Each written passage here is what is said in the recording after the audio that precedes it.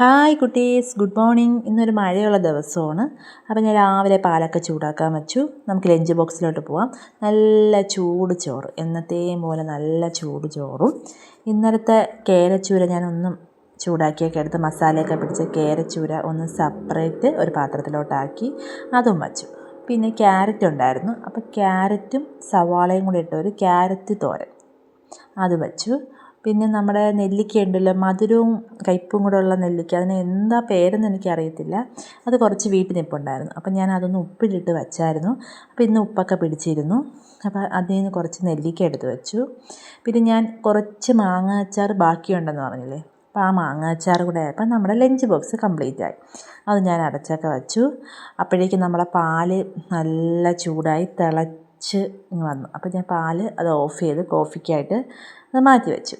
ഇനി അതിൻ്റെ ബാക്കി ലഞ്ചിലോട്ട് കിടക്കാം. നമ്മൾ ചക്ക ഉണ്ടായിരുന്നു, ഇന്നലത്തെ ചക്ക, അതിനൊരു സെപ്പറേറ്റ് പാത്രത്തിലാക്കി.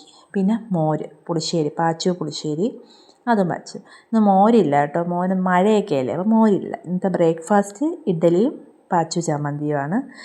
പിന്നെ ഞാൻ കോഫിയൊക്കെ എടുത്ത്, ഇത് ഹസ്ബൻഡിൻ്റെ കോഫി ഞാനൊരു പാത്രം അടച്ചു വെച്ചു. എൻ്റെ കോഫിയൊക്കെ എടുത്ത് ഞാനൊന്ന് റെസ്റ്റ് എടുത്ത് മഴയൊക്കെ ആസ്വദിച്ചിട്ട് നാളെ കാണാം. ബായ്.